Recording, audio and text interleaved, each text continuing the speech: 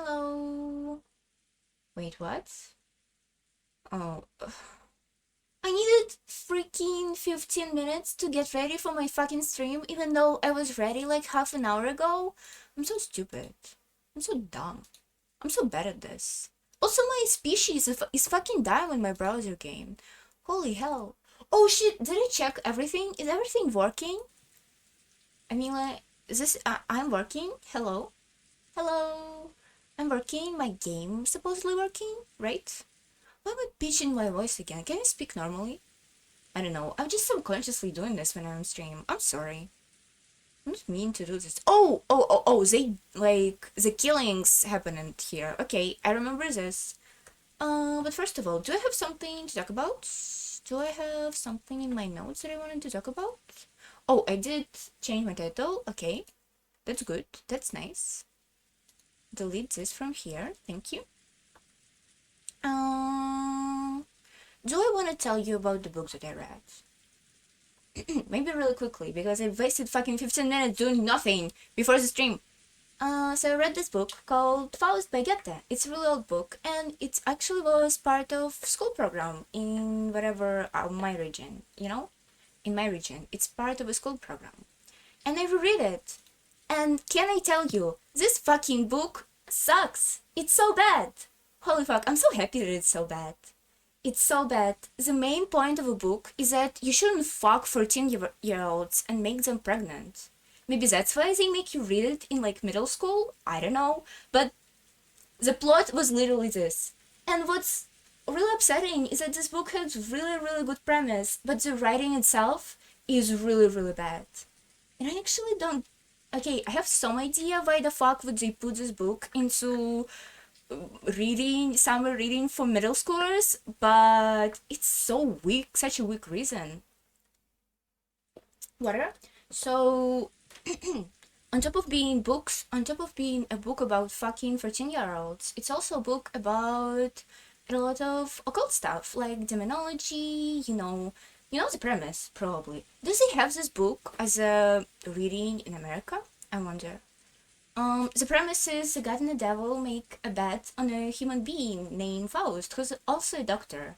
And I actually didn't quite catch, is Faust like old or young? But he's probably old because he was super attached to this 14-year-old girl, you know? I wouldn't stop saying this because it's so annoying. That's like. It feels like this situation with 14-year-old is just supposed to be the first act of this grand story of this character coming like to senses, but he isn't. So let me tell you about the premise. Premise is that God and Devil make a deal onto this person named Faust, who's also a doctor, and God says that Faust would never fall for Devil's bullshit, and Devil was like, yeah, we'll see about that. So Devil named Mephistopheles in this book, which you could also know as a name of a character from popular 2010s cartoon called Star versus the Forces of Evil. Yeah, that's all mythology is for, to know names of characters from cartoons. And so Mephistopheles is trying to seduce or do something to Faust for him to fall. But the Faust main deal is that he's fucking sucks. And he either depressed or really arrogant. Because his main shtick is that he thinks he already acquired all the knowledge in the world and now he's really bored. So it's either arrogance or he's depressed. And I think he's depressed. Because all the times they've read this book and this guy was just whining about how there is nothing to do and there is nothing to learn. And also Faust thinks is that if you had enough knowledge, you would like ascend to the godhood or something. You would like achieve some sort of nirvana. They didn't use the word nirvana, it's medieval book. They didn't use these words, but it's catharsis or something. Yeah, like state similar to catharsis.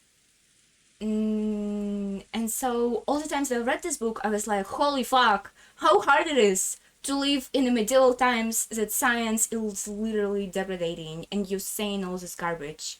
How hard it is to live in a world without rocket fucking science. It's so hard for them, poor beings. Like, didn't know what to do with themselves. So annoying. And that's it. That's it. That's all I have to say. Does this all I have to say? Do I wanna go and check my notes about the book that I made?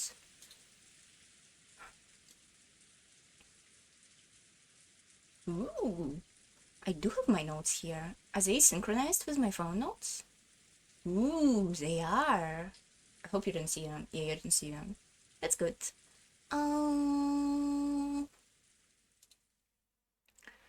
Finally, oh, here we go. I'm gonna read it out loud. It's not a lot, so you need to hear all of them because that's my book club. That's my book club here today.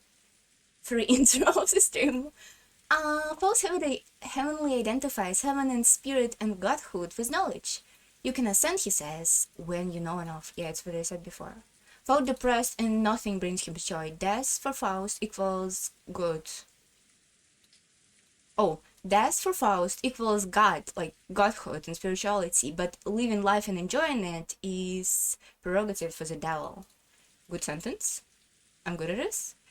Blah blah blah. I don't wanna read that. I don't wanna read that. Yeah, it's so hard to live in a world without rocket science. So true.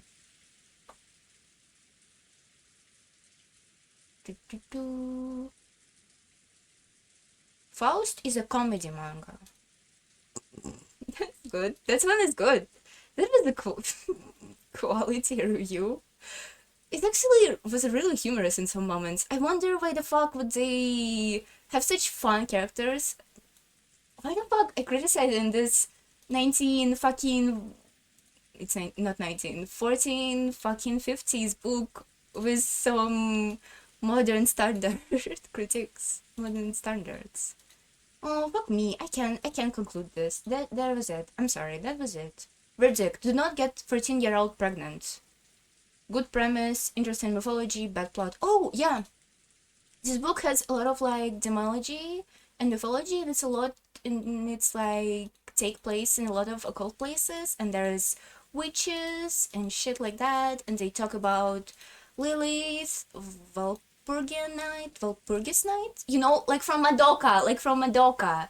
And when I first read this book, I watched Madoka first, and I was so excited seeing Walpurgis Night in the book too. It was fun. Oh, and also Umineko takes a lot from this book, right? I mean, it doesn't take exactly from the Faust, but it takes from this general demonology, mythology, and shit like that, which is really interesting. Really, really interesting. And that's actually the second book I read this year, which is awesome. I couldn't read books for 2 previous years, like at all. I couldn't concentrate on books. But now I can! I mean, at least I'm trying, you know? 2 books is such a, like, better progress. I used to read a lots and lots of books. I used to like do 100 books a year and shit like that. But now, I don't know, my brain got fried. Or maybe it's connected to my mental health. Oh my god, now that I think about it, it definitely could have been. Uh-oh. Does it mean I'm getting better? I don't think so. Oh my god, it's gonna be such a wonderful stream. I can't concentrate for shit. Oh well, it is what it is. Oh, and next book I actually wanna read Divine Comedy. It's not called Divine Tragedy. It's called Divine Comedy. You know, because of the Beatrice. Got it? Beatrice and Dante. Beatrice the witch. Got it? By the way, where is she? Is she gonna kill people this time? Can we... This is actually confusing because she's here now. Is there a chance that there actually was an 18th person on the island, but it wasn't, like, humanization of a witch?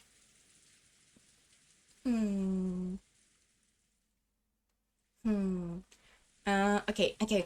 I'm ready. So, new chapter. Sunday, October 5th. 1986, 600? Halloween. Uh-oh. What was the sound that always filled the ears? The sound of a rain, the sound of a waterfall, or was it radio static? In that case, I wanted to be the sound of blood flowing through my body.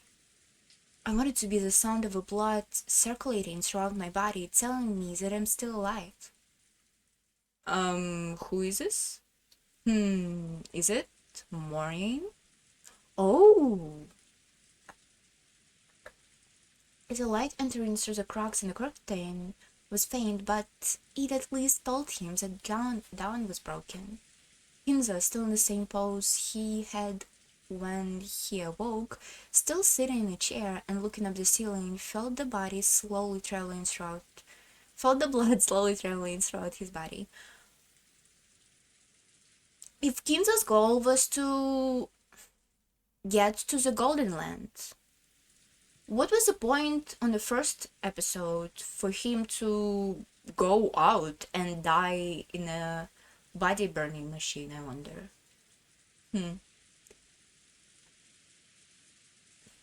Did something happen? How the fuck? What was the reason for you to come out of your room?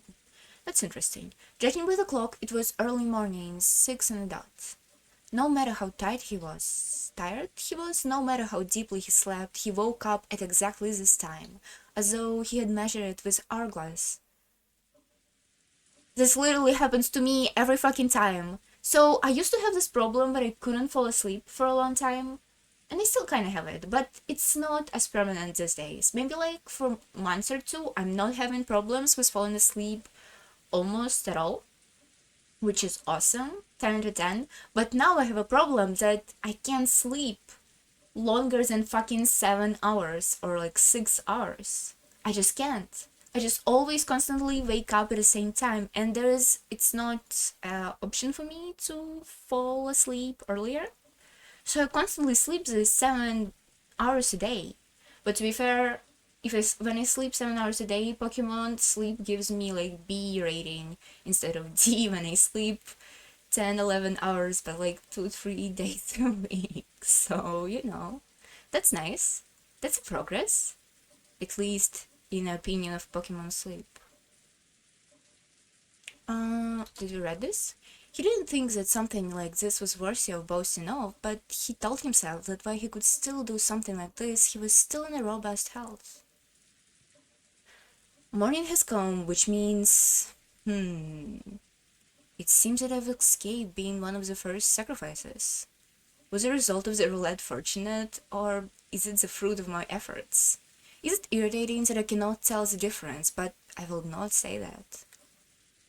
Kinzo was very slightly driven by a temptation to look at the other side of his study's door, because he thought that maybe he might find the traces of vain struggle to break the door, made by something trying to select him as one of the first 6 sacrifices. Humans are cheap creatures. They come to do their best and leave the rest to providence, yet when they are given good fortune, they desire to flatter themselves that it arises not from simple luck, but from their own ability. Ooh! So he wanted to check whether there was a wretched mark on the door. That is only human. Therefore, Kinzo did not check. He repressed the thing that he wanted to do because he was human. By that, Kinzo could immerse himself in a feeling of sufficiency, as though he had become a being that surpasses humans. He became aware of human desire and forbade it. Things that human wanted to do, he resisted. This eccentric and rebellious sense was surely giving him a rare genius, which must have allowed him to succeed in exploits as he revived the Shiramiya family in one generation. Really, for me, it sounds kind of silly. It seems like he's kind of silly person, but okay. Well done, Beatrice. What were the 6 pieces you took? And what will your next move be? Entertain me. Your defense is perfect. I will not shame myself like last time.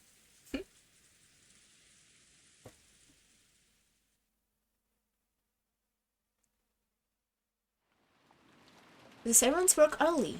They had to open the curtains, prepare breakfast, and complete various other tasks to welcome the guests to a new day. God was the most enthusiastic. Oh, he's alive! He has been told to concentrate his efforts in particular on his work as a chief for the duration of a family conference, and he had been simply exempted from several tasks that servants normally must do. It seems that Goda, who was a show-off, had a particular feeling of supremacy about it. He felt the preparations of the inside of the mansion to Genji and the rest, and worked on preparing breakfast in the kitchen. Oh, they're gonna have good breakfast, so happy for them! Genji split the work with Shannon and Kanan, and they carried out various tasks. Shannon headed to the dining hall and knocked. Last year, the family conference had continued into the small hours of the night. It would have been odd for this year's conference to continue all the way into the next morning. So she had knocked out all consideration for the possibility that they were still having a discussion inside. But there was no response, so she opened the door and said good morning. Uh-oh. First body is gonna be here? No? Good morning. Is anyone here? The room was cold, and it seems that the conference has ended a long time before. On top of the tables there was a tea set, from which they had probably been drinking, arranged in a way that would make it easy to clean them up. Cleaning away the tea was a servant's job, so if the family was still carrying and cleaning it up themselves, the servant would lose face. Therefore, just doing this much for the servant truly was a pleasing act of kindness. As she approached the table to clear it away, she noticed that something like a memo had been left alone with the cups. It had been placed together with the tea set, so naturally, thinking it was a memo for the servants' cleanup, Shannon took it. Uh-oh, it was Beatrice's letter? Written? Oh! All family members are actually in some chapel. We saw him last time in a chapel of some sort. Hell, what? I'm really upset there is no actual map of a mansion. That would be really handy if they handed it to me. Written on it was not request, nor thanks for preparing tea, but a single word. Shannon looked at it bluntly and read it out loud. Chapel.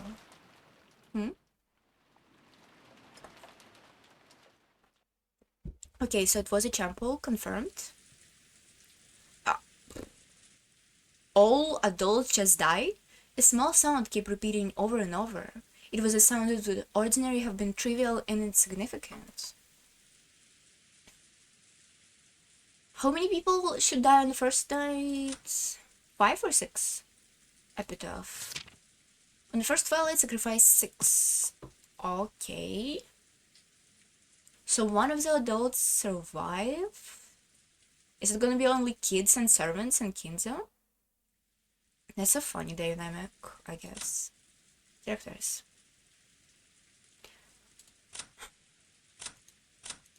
So, all servants are alive. We didn't see Kumasawa.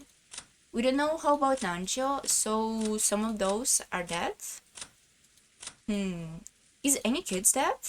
Probably not. Well, George 100% not dead. Butler's 100% not dead. Maybe Jessica. Maria, don't know. Genchi, Nanjo, whatever. Shannon, Karan, Goda, Kumasawa. Okay. A small sound kept repeating over and over. It was a sound that would ordinarily have been trivial and insignificant. I hope I'll stop hearing it soon when I could return to my dolls. Someone said vaguely. But no matter how much time passed, the sound did not end. It repeated over and over. Shut up! Who is this? Banging on the door constantly. As soon as she realized this, she woke up. Who?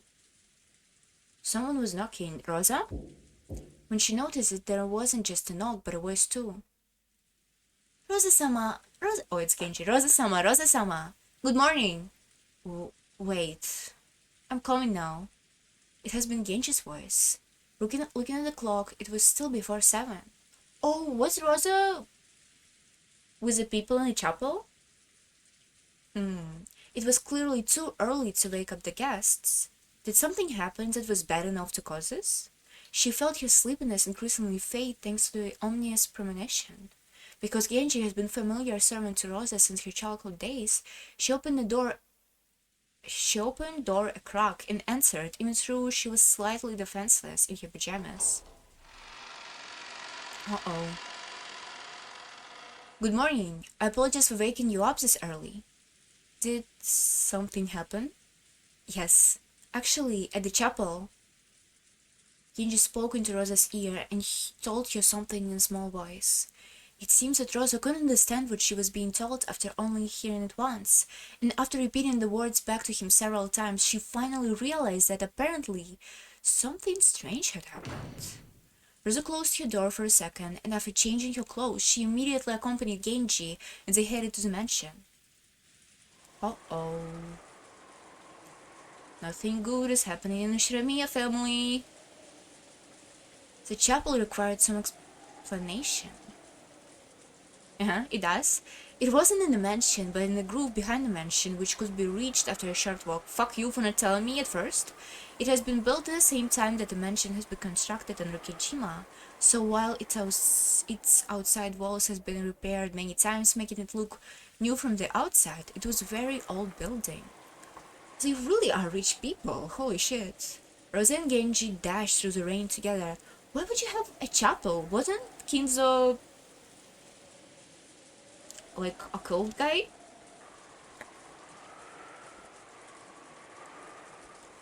Just like previous nights, the rain was falling in earnest. Are they like Catholic or something? Ooh. Pretty place, actually. Eventually they began to see chapel beyond the Sparrows Grove. Yeah, 19th person could easily be fucking hiding in this huge building that nobody pays any attention to or keeps supervised, excuse me? If all she knew of it was appearance from the outside, it might have felt like a place of dazzling beauty where a pair of young lovers might want to hold a ceremony. Uh-oh. However, it seems that Kinza's eyes this is a very sacred place, and Rosa and her siblings has been harshly told not to approach it unnecessarily. So even at this age, and no matter what the reason for it, she felt some guilt in approaching the chapel. Here we go, there was fucking mistress of Kinzel was living here, and he was like, well, I don't want you to approach it so you wouldn't see this fucking another person living here. And was gripped by the fear that it would surely make your father so angry he would slap you across the face. The servant silhouettes could be seen in front of the entrance to the chapel. First comes Sava. Gode Shannon Kanan, which means that all the servants on the morning shift has gathered. A short while ago, Rosa has been told the nature of the situation verbally by Genji. However, without laying eyes on it directly, she really hadn't been able to understand. Probably, all of the servants gathered here were the same. Without seeing it with their own eyes, they couldn't understand what was going on. Okay, so what's going on? Oh. Okay, because in the door there was an entrance to the chapel, drawn very large, very creepy, sticky paint-like substance that made one think of a blood, with something like a creepy magic circle. What is this? When it was drawn here, servants looked at each other. Goro was the first to open his mouth. My apologies. We do not usually trespass here, so we do not know when it was drawn. Then, who was the first person to find it? That was me. When I went to the dining hall to clean a vase, the tea set, there was a memo with chapel written on it. Shan held out a memo with his shaking hand. Whose handwriting? It isn't Nissan's or Nessan's handwriting. And then you came here and found us, right? Yes. Rosa-sama, look at this. What? Happy Halloween for... Huh? Karan was pointing at a single line of English written below the creepy magic circle. Until it had been pointed out to her, she had thought it was just another part of a magic circle, and hadn't noticed it. Written here in English were words, Happy Halloween for Maria! Happy Halloween for Maria. A wish for an enjoyable Halloween. It's the beginning of October, excuse you? Roman. It's the beginning of October. No, where is it? Here we go, October 5th, 19... Oh, you can see. Well, you can see October 5th. Just trust me, it says 1986, 6 a.m. For Maria, a creepy magic circle. For Maria, happy Halloween. Uh-oh, the only person who said the words happy Halloween for Maria yesterday. The symbol smashed. The golden witch, Beatrice. What about Maria? That kid should be sleeping with your husbands, right? Did you check? My apologies. We just now realized that Maria Sama's name was written here. We still have no this would be really creepy and like serial killy if Maria was actually dead right now behind the chapel doors. I shall... What are you doing? I'll go check on Maria and come... Are you sure it's a good idea? I mean, there's probably bodies in the chapel. Also, inform Kraus, Nissan, and the rest. Receive their instruction on how to proceed.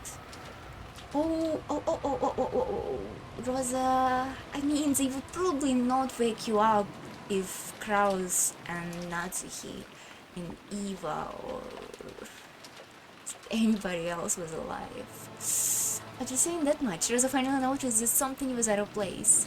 Her own rank within the family conference was the lowest of the 4 siblings. In an abnormal situation like this, why had she been the only one called when the other siblings hadn't? Even if Maria's name had popped up. Don't tell me. Huh? What? Yes, we tried to contact Kraus-sama, but could not find him. And Madame was not in her room. Judging by the condition of her sheets, she may not have returned to her bed at all last night. Rosa felt something creepy crawling slowly up her back. Did you check inside the chapel? No, not yet. We did try to check inside, but... Actually, the lock on the chapel is special, so the master key does not work. There is a single key which can open it, but the key is missing from the key box.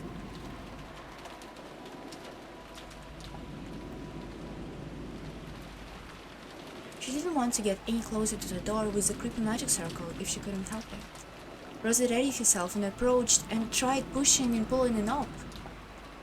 All she felt was the resistance of a sturdy lock. We searched to see whether there was a window through which we could enter, but I think that in order to check inside, we would have to break one of the windows. What do you think? There is no way I can give you approval to do that. It's Father's precious chapel. I can't do something like that. When the events of the previous day swirled around in the back of Rosa's mind. That's right. When I met that witch in the rose garden. Didn't she hand Maria an envelope? Yes, I'm positive, she did. When Maria had tried to open it, that witch had told you not to do that yet. And then she had definitely said, the time will come soon to open it. Rosa became convinced. There could be no doubt that the letter which had been handed to Maria. Really? Now? You think now it's a good time to open it? Okay.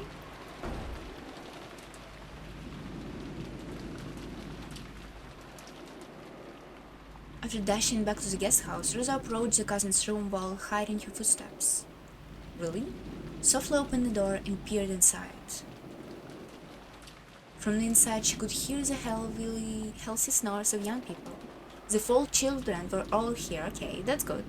Maria was here. I wonder if any of them gonna die in the next episodes in the first night. That's what could be interesting.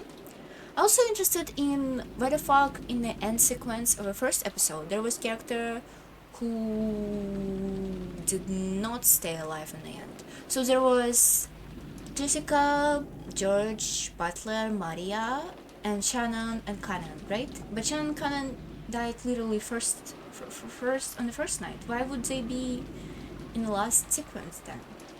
Wasn't it supposed to be only people who went to the Golden Land? Maybe, possibly. The 4 children were all here. Maria was here, sleeping soundly. After having a sigh of relief, she entered the room with quiet footsteps. She was after Maria's handbag, which was resting on the sofa. Maria always liked walking around with her treasures. She was probably imitating how her mother always carried her makeup with her. Of course, she was just copying her, so on the inside, it was full of junk. In Maria's case, it was full of small, creepy occult-like items in a notebook with things like that written in it. Rosa hadn't once been happy to see her daughter walking around with those kind of ungirlish things. However, after she had tried to force Maria to stop, they had gotten into a big fight and she had decided to let it be. Okay, great parenting yet again, Rosa? Here it is. This is it. A western envelope with a crest of a golden eagle. When she took it out, she could tell that there were a heavy cylindrical object inside. Oh my god, she knew. She could tell by its feel and its weight. There was no doubt. This was a key.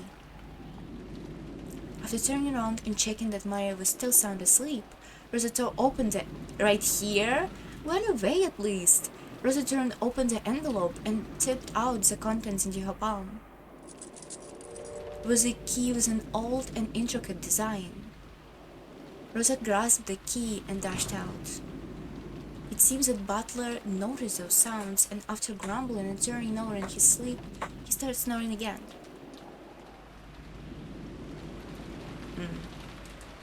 Ninji-san, could this key is a key to a chapel? Where did you... Yeah, it is a key for a chapel. Rosa approached the creepy magic circle once again and put the key in a keyhole. There was a strong resistance. After it resisted for a short while, it stopped with the resistance with a clock. When squeezing with a noise at heart one's ear, it slowly began to open. Are we gonna have door opening sound? Thank you. Is anyone here? Her voice reverberated throughout the massive room. Of course there was no answer. The chapel had a high ceiling and the air was cold. And even on rainy, unsettling days, some of the reason it felt sacred. The servants timidly followed after Rosa. Rosa-sama, look at this. Karen noticed it immediately and pointed. Over here was the altar. In the place where normally a pastor would preach of God's love, there was a table that shouldn't have been here. At first it looked like a dining table. Oh? And here actually were gorgeous plates and utensils set on the table, enough to make you think it was a child's birthday party or something. Upon closer inspection, the surrounding area has been decorated with pumpkins and black and orange ribbons. They were probably Halloween decorations. And there were people seated at a table. 3 people at each side facing each other, seated in chairs. They could be recognized at a glance. Kraus and his wife, Eva and her husband, and Rudolph and his wife. But if you were asked if they were definitely them, you'd still have to go closer to check. Because they seem almost like dolls. Rosa and the rest has opened the door, entered all at once with the sound of many footsteps, and called out, asking if someone was here. And yet, there had been no reaction. Yeah, sorry. Even assuming they had chosen to ignore them, normally you'd expect there be some kind of reaction. And there wasn't even been that. So at first, it felt like someone had set down some dolls that looked a lot like them. But now, it wasn't just Rosa. Shannon and Kaden, and even Goda. They were all fighting frantically against the rising creepy emotions tightly gasping their hearts. Nissan? As she climbed up to the altar, she called out again, but still the artist gave no reaction. Yes, by now, Rosa accepted it. They were not dolls. She had accepted that those were very people.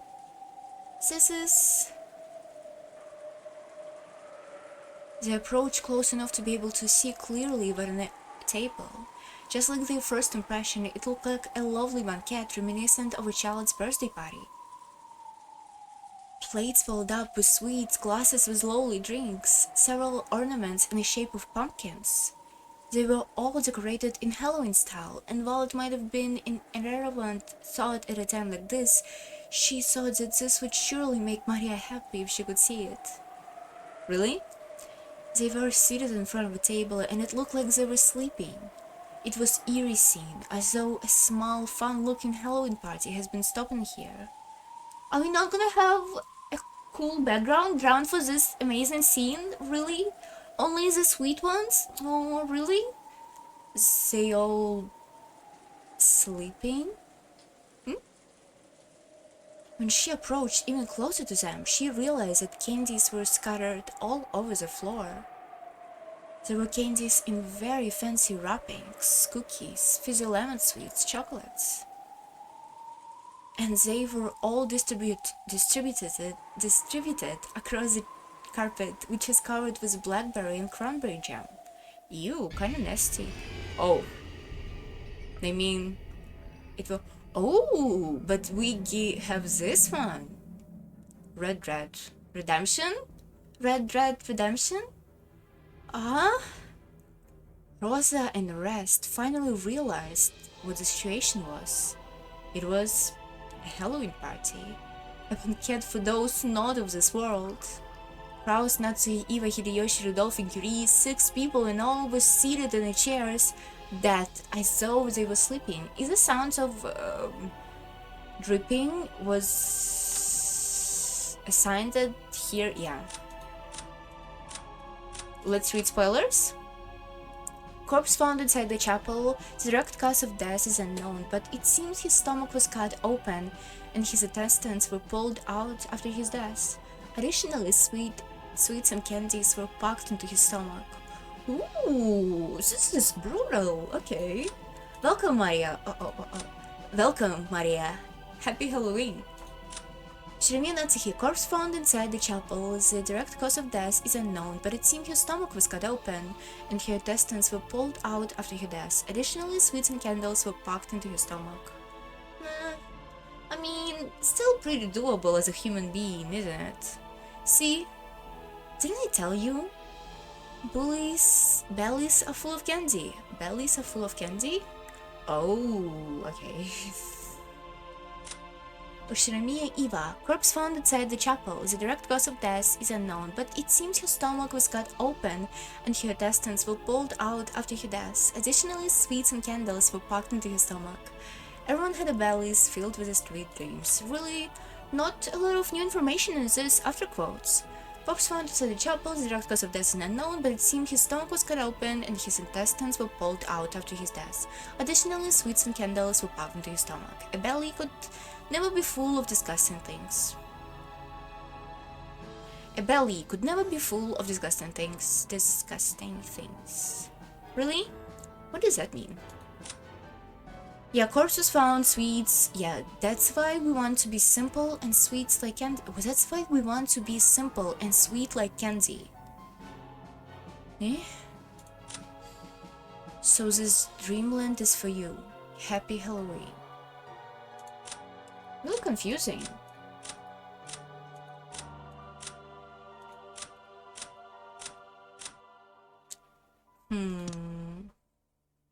That as though they were sleeping. How could you tell that they were dead and not simply sleeping? It was because they were, from their chest to their stomachs, vertically sliced open. Kraus-sama! How cruel. The 6 of them were seated at a Halloween party, all of them killed with their stomachs sliced open. Was the jam that covered the floor something that they couldn't finish eating, which has overflowed out of their stomachs? No, the content of the stomachs has been splattered all across the floor. And that wasn't all. I feel like style in this exact sequence, style of writing is really bad. From their stomach, almost as though they had spilled out sweets.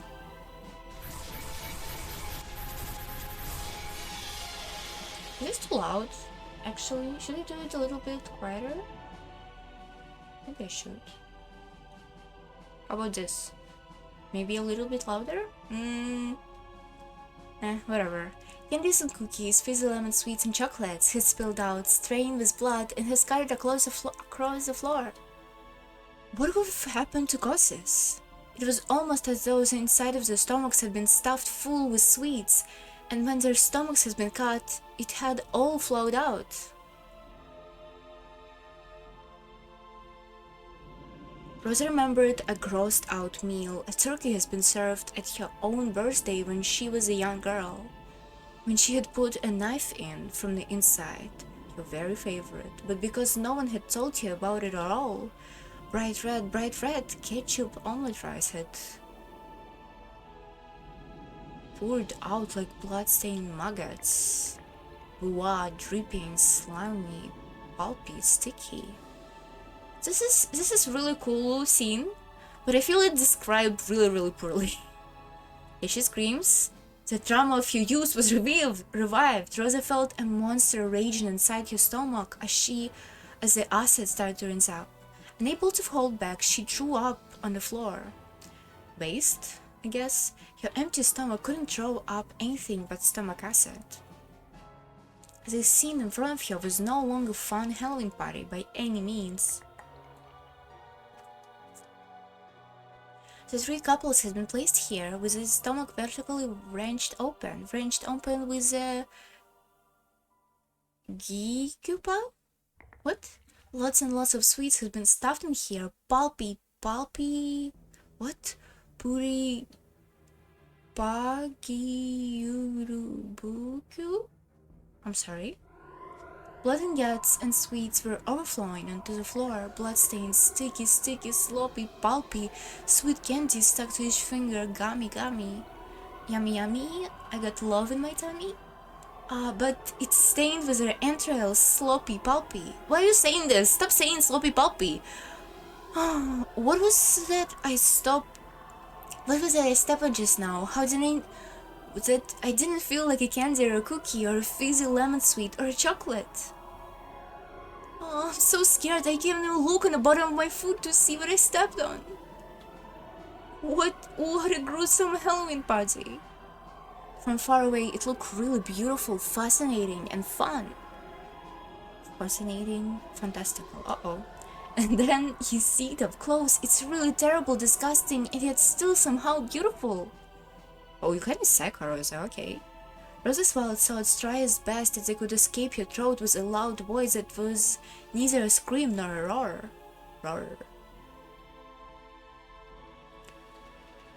Grausama. This is horrible, just horrible.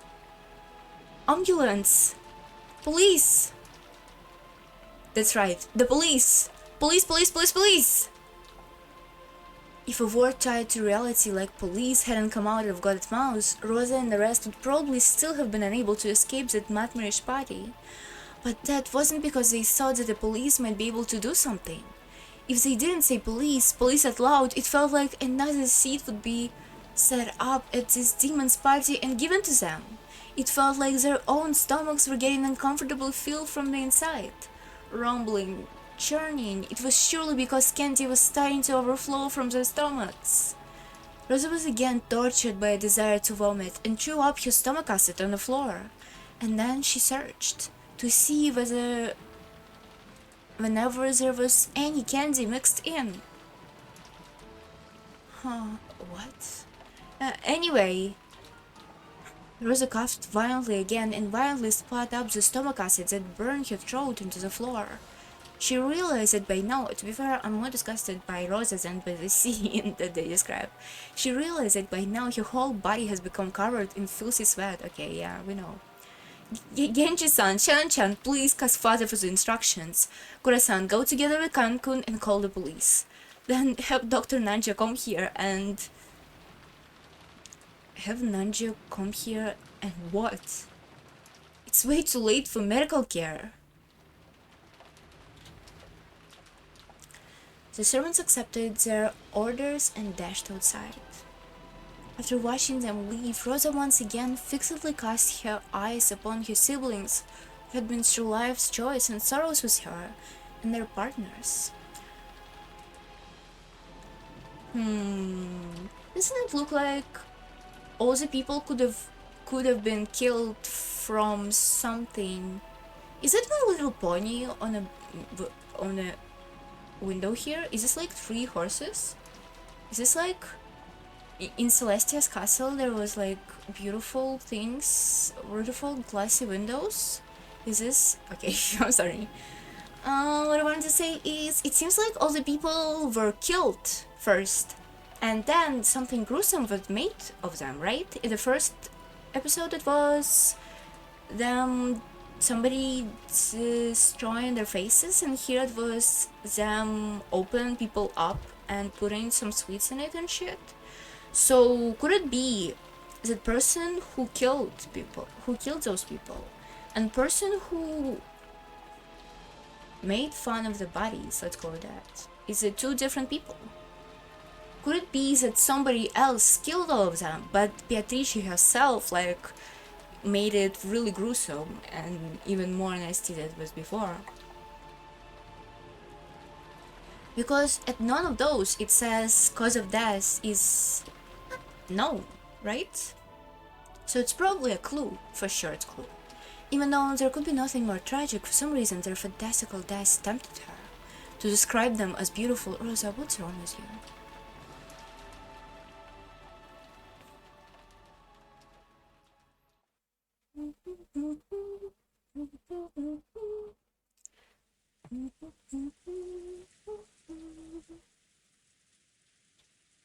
They're not here. Where'd they go? The servant room was and the kitchen are both empty too. What the hell happened? Mama! Mama, where are you? My letter! My letter I got from Beato! Give it back! Give it back! Perplexing. Butler-kun, are you sure it was Auntie Rosa? Well, I was half asleep, so I'm not too confident, but I get the feeling that at a dawn, Auntie Rosa came in and fished around in Maria's handbag. I was just half asleep and assumed there was a tube or toothpaste or something in Maria's handbag. Why would there be a tube of a toothpaste in Maria's handbag? I'll bet my eyes you dreamed the whole thing. Butler vaguely remembered Rosa entering the cousin's room, and Maria, who had woken up first, had started rampaging around, saying that someone had opened the envelope that she had been keeping safe. Why would Rosa just open it here on a place? Couldn't she just walk away at least a little bit? And so they had started wondering whether Rosa might have come and opened it. Oops. A letter from the Gold Witch. I wonder what was inside. Who knows? But that envelope was one with a Ceremia crest on it for Grandfather's personal use. It's hard to believe that what was in here doesn't have anything to do with the family conference. She hadn't let anyone touch it, but yesterday Maria has bragged a lot about the envelope to Butler and the rest, so they remembered it well. Mama, give it back! Give it back! If you're right, Judge Aniki, it sounds pretty important. But if it was so important, why did the witch give it to Maria? I don't have a clue. The refreshing morning atmosphere has become completely wiped out by occasional sound of a thunder. It was only natural. Since the time they woken up, they hadn't met anyone other than themselves. It felt like the mansion has become an empty husk, leaving only them behind. Hey! Anyone here? Answer me! After Jessica called out into the hallway, an answer finally came back. It was from the entrance hall. I can hear you! Has something happened? It's Dr. Nanja. Great. It looks like everyone hasn't disappeared from this island with us. Dr. Nanja, good morning. Sorry, but do you know where our parents went? Dear me. I have only just come here after waking up, you see. I have no idea, I'm afraid. It was only natural. Nanja was a guest like the rest of them. He had just now come to pass his time in the parlor until breakfast. Dr. Nanja, Mama took my letter. Give it back, give it back. Maria burned her face in Nanja's well-built stomach, sobbing and crying. Nanja couldn't do anything but be bewildered at what was going on so early in the morning. Poor guy, didn't even have this coffee. Someone's running this way. Jessica? Someone's coming. From down the hall, they could sense people running hurriedly. When they looked, they saw it was God and Cannon. Running inside the mansion should have been immodest for servants, and yet Butler and the rest didn't even think to question it now. Maria's sobbing had become so unmanageable they wanted to ask someone, anyone, where Rosa was. But the two servants ignored Jessica as she waved her hands. Gora flew into the servants' room, and Kana, noticing that Nanja was here, bowed and approached him in a quick pace and whispered something into his ear. What did you say? Rosa-san is... Yes, I will guide you, so please accompany me. Alright. This way. Without saying anything more than that, Kanan finally noticed Jessica and bowed to her, but he wasn't calm. He dashed back down the corridor by which he had come, followed by Nanja. It's really interesting to see how people that just witnessed some tremendous, horrendous view events just continue doing their job and like continue functioning. That's really, really interesting. By looking at how hurried they were, Butler and the rest realized that something bad really had happened. They saw Goddess through the door to the servants' room, which had been flung open. He had the telephone receiver in hand and was violently pressing the hook. From that, they realized that he was trying to call a hospital or the police, or in any event, he was trying to call someone because of a serious emergency had occurred. Let's go see what's going on. Yeah. Mama, give it back! Give my letter back! It's an invitation to the Golden Land! Oh, it's actually not. They didn't know what, but something had happened. Butler and the rest chased after Kanan and Nanja. And then we realized Kanan had called Dr. Nanja, but he hadn't called us. So we should never have followed. I wonder if Alice didn't regret her excess curiosity when she chased after the rabbit holding a clock. She actually didn't. Why would she do this? She actually get to the beautiful, wonderful land of magic and shit. And talking cats and talking animals. Hold on, let me pour myself some water.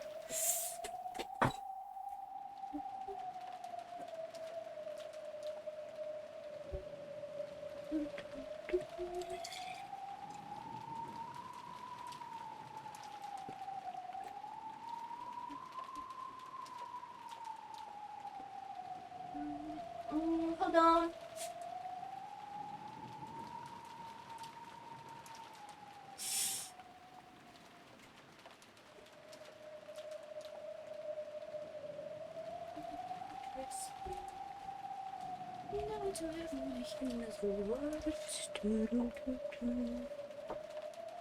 I'm back.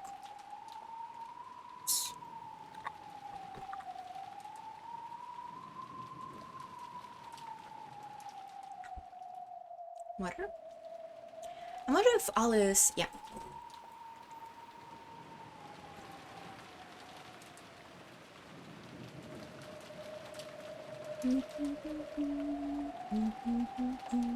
No, you mustn't come in. You mustn't look. Jessica-chan, no.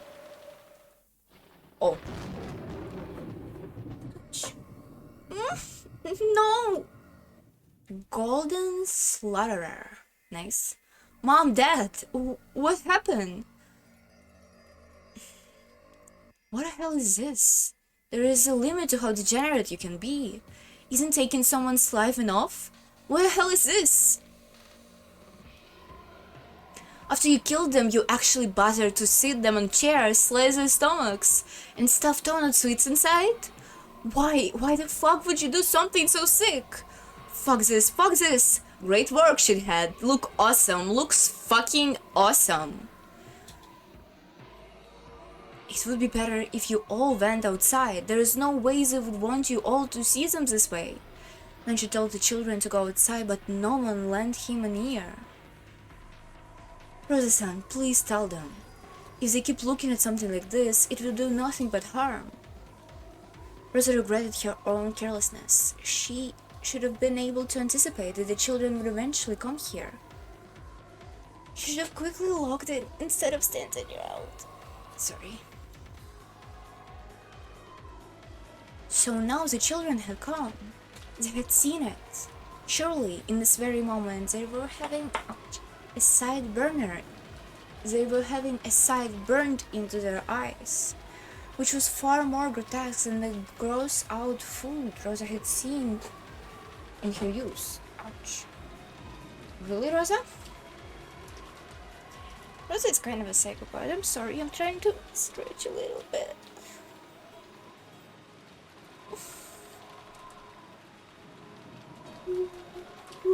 Sleepy. Oh, sleepy girl with his stiff muscles. While she hugged Maria, who seemed to have forgotten her emotions as she stared dumbfounded at the horrible scene, Rosa shed copious tears for them and their parents. The four groaning and crying voices, their sadness, continued to echo in a place which should have been known God's love. You piece of shit! Again, another one of these murders, and yet again, you made it all elaborate, killing them like it's a perfect joke. I was hoping I'd hear words of gratitude rather than grief from you. Gratitude? Did you say gratitude, you old bitch? Damn it, if there is something wrong with your ears, I'll cut them both so you can hear better. Why would I have to say, oh, thank you very much, Beatrice-sama, about this extremely fucked up way of killing? I'll beat you to death. Oh my god, this face? This is such a good face. Look at her, she looks so good. She looks so cartoony and creepy. I respect this. Hold on. Nope. Okay, sorry. In the last game, you were grieving and you couldn't see your parents' faces when they died, I believe. So I left them. Didn't touch them. Take a good long look and see that without a doubt your father and the others have been killed. Really? Oh, wow, you deserve full marks of top service. I'm so happy. I swore that if I choke the life out of you, I'll blow your face and I'll take it back. I'll drag out your guts. Ooh, another good face. Don't give it to emotions and stop thinking. My game has already begun, you know. I decided to leave the corpses clean this time. Do you know why? When you denied the existence in the last game, you denied me by thinking in the following way. That is, their faces are crushed, so the identities of the corpses cannot be confirmed. Therefore, the possibility that fake corpses has been prepared to create an alibi cannot be eliminated. As long as this possibility can be excluded, the human culprit theory can be maintained. What did you say? Come, Butler, are you sure you wish to leave the examination of the corpses to Nanjo? Isn't it tradition in a mystery novel for the doctor who performs such examination to be an accomplice? Then don't leave the examination to Nanjo. Do it yourself. Make completely sure without a doubt the 6 corpses as the people claimed, and they aren't pretending to be dead, that they really are dead. To make sure that your father and mother really have been killed by having their stomachs cut open and their entrails pulled out, I suggest you stick your hands inside their stomachs and feel around inside. Good sound. Good faces she made here. I like her a lot. She's just creepy cartoon character. She's awesome. I won't cry. Damn it, I won't cry. Butler suddenly yelled. His tears were still dripping down, but as though scalding himself for being girly, he slapped his face hard several times with both hands. She said excuse me, as if she doesn't know what toxic masculinity is.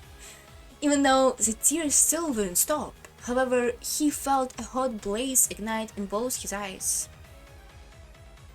Butler, it's so okay to cry when both of your fucking parents die. Like, be reasonable. Whoever's the bastard who's pulled this detestable bullshit, I'll make him pay back his debt completely. So this isn't time to cry. Think about what you're gonna do. It's no good. It's no goddamn good at all. If you have enough spare time to cry, then think. This is not the time to be working your lacrimal glands. Rather than pure hatred, maybe it was more of an evasive hatred to blow out the sadness. However, it gave a little courage to George and Jessica. excuse me, who were being crushed by sadness. Oh my god, I just fall with my... Okay. That's right. Even if we cry, the reality of what's happened here won't change. Damn it, damn it, damn it, damn it, damn it, damn it! What am I supposed to do then? What am I supposed to do for mom and dad? Rosa-sama, I have returned. Gora-san, what happened with the police? What did they say to you? Did they say when they think they'll be able to get here? Regarding that, it seems the telephone are out of order. I also tried the emergency wireless, but, perhaps it's the weather, but it isn't working either. What did you say? So you're saying we can't contact the police? It's her! She did something to the phone line and made it so we can't contact the police. When she heard that the telephone were out of order, Jessica immediately decided that it was the work of a mysterious guest. Her eyes were bright red after so much crying, and they began to grow even more red with rage. Yeah, there's no even any room for debate anymore. I understand everything. I know the truth. Who killed mom and dad? Who killed mom and dad? It's obvious. It's her. It has to be the witch or whatever who came yesterday. I'll grab you by your collar. Damn it, damn it, damn it. Jessica-chan, wait! Gora-san, Karan-kun, go! Yes. Milady, wait! Covering her unfocused sadness with anger, Jessica ran outside, torn apart by emotion. Thinking about it harshly, maybe the Mr. guest, Beatrice, who arrived yesterday, was suspicious. However, at the current time, there was absolutely no proof that she was the culprit. At this moment, she was nothing more than a simple guest, the only one of many. So Rosa had to make an adult decision and stop Jessica in her hostile rampage. Gora and Karen realized it immediately and chased after her. Could Beatrice, the guest no one invited, be the culprit? I understand how Jessica feels. I also want to make myself think that. It doesn't matter who, I want to make someone the culprit and bash them right in the face. But before that, we have to understand things clearly. Who is this Beatrice? I haven't seen her face. If you're looking for her face, it decorates a big portrait in the mansion. You still don't remember after looking at it for so long? Come on, Maria. What's so funny in a situation like this? Beatrice is a witch, and the ritual to open the door to the Golden Land has finally begun. There are 6 people as sacrifices. Now the witch banquet shall begin. Tonight's Halloween. The witch gather now is celebration. It's not Halloween though. Maria, how many times have I told you to stop laughing in that creepy voice? The crisp sound of Rosa slapping Maria's cheek echoes through the high-ceiling chapel.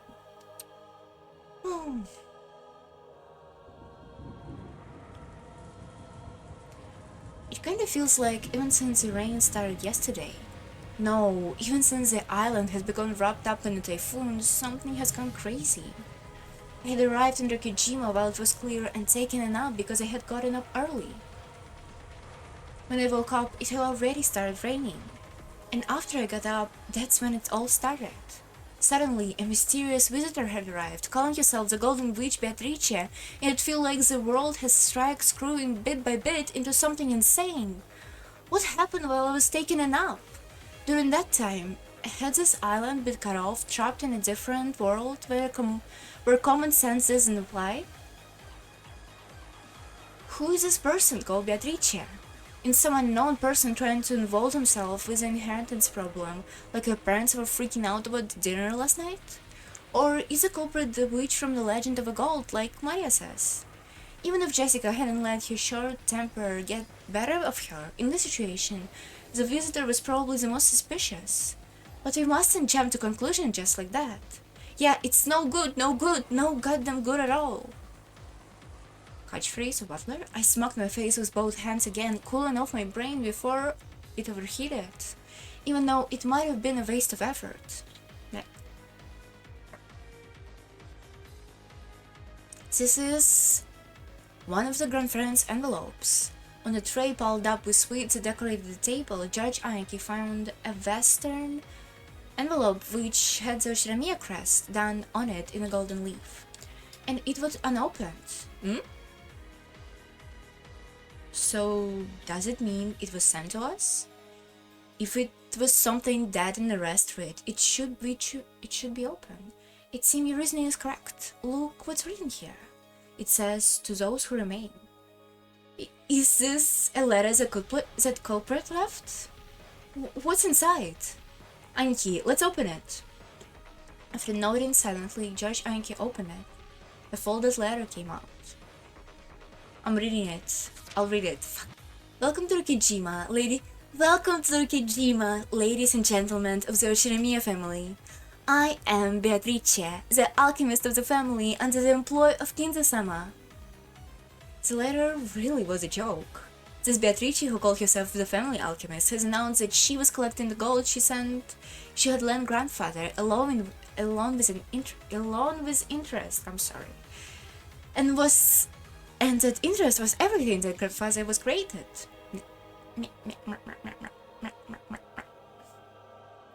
Since the tragedy was right before our eyes as the paragraph was read out loud, it clearly wasn't referring just to the wells that grandfather was built up. It was literal. Everything that grandfather has given birth to. In other words, all of the grandfather's descendants, that includes in the interest. Batshit insanity. What a screwed up contract. So lives are the interest for gold, are they? That's like a deal with the devil. Is that how you pretend to be a witch? Huh, real goddamn funny. Special cause. However, if someone is able to discover the hidden gold of the contract, Beatrice must abandon these rights for all time. Kinza-sama has already publicly displayed the location of the hidden gold within the epitaph under my portrait. So it's something like this. If the motive for these murders was collection of the interest, the condition for stopping them is to find the hidden gold she gave to grandfather, is what it's saying. And it also said that the secret to this hidden in the epitaph from the portrait. So this is a letter of challenge from the witch? Break the cheaper text and describing the location of the hidden gold if you can. And it's saying that if we can, the collection of the interest will continue as planned. I'll bet you to death, no problem. Oh, Butler-kun, look over here. The table had been full of sweets, so even though they had been right in the open, I have a feeling it's gonna be a stack of gold here, no? So even though they had been right in the open, he'd assumed they were just sweets. I mean, come on, you find stuff like this a lot, right? Oh! Premonition, just, okay. You know, boxes of chocolates shaped like a gold. Oh! Gold ingots. These are not boxes of candy. They're a real thing. These are real goddamn gold bars. It isn't inscribed with the crest of a one-winged eagle. I've heard Mother talking about this before. This is a gold bar from the legend of a grandfather's gold. Gold ingots. 3 of them, weighing a full 10 kg each, were piled up in the very center of the table. It was where the cake would be placed as if the birthday party. In other words, this was without a doubt the birthday cake of a party known at the family conference. If these are really 4 nines purity ignots, they worth about 60 million yen. You stupid bitch! That's way too cheap. 6 of our parents have been killed and the gold you throw out of the vase merely 60 million yen? I don't take us as fools, damn it. Yeah, it needs to be 10 times more. So it's begun, Beatrice. It's not like anyone can solve this riddle anyway. So Beato, you will definitely win. Hurry up and open the door to the Golden Land and take me away. Oh, so Mari is probably the only constant person who will remain. every time as a person that goes to the Golden Lands? Jessica and Kana, excuse me? Malady, please calm yourself. We still don't know who the culprit is, and Beatrice-sama is an important honored guest to the master. So what?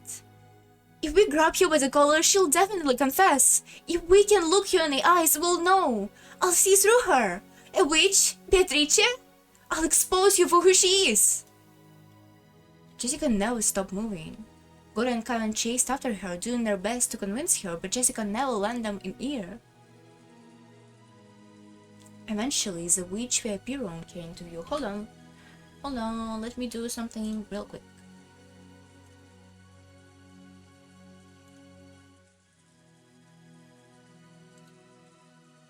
Okay.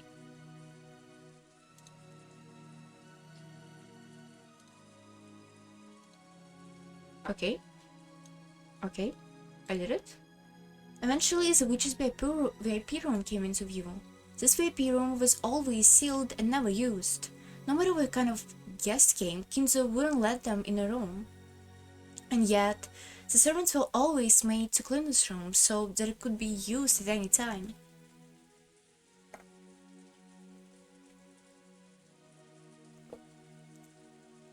So the servants had started calling this room the witch's VIP room, after their other shapeless master.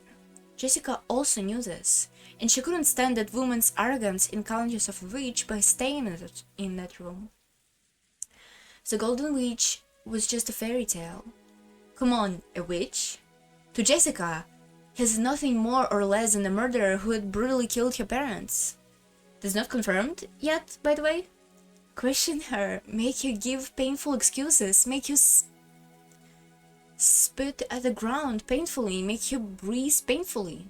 No matter how hard she pretended to be a witch, I'll teach her that she's just as striking, sweaty human.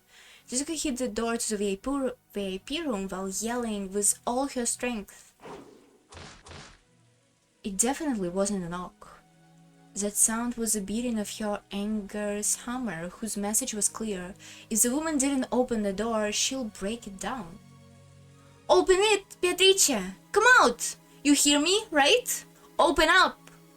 There was no answer. Jessica twisted the doorknob without any reservation, and she felt the resistance on the lock. Jessica turned to the two servants and spat out at them demandingly. The master key opened this, right? Open it! Milady, that would be horribly rude. Although Goro was flustered, he still tried to somehow calm Jessica's anger. After hanging his head silently for a while, Kanan pulled the master key from his jacket pocket. Kanan-san, is this alright? I'm aware that it would be rude if she's here. And in any case, if Beatrice-sama was nothing to do with this, she just has to explain herself so that we can believe her. Holy shit! That's right, exactly! Give it here! Jessica snatched the master key from Khan's hand and wildly shoved it into the keyhole.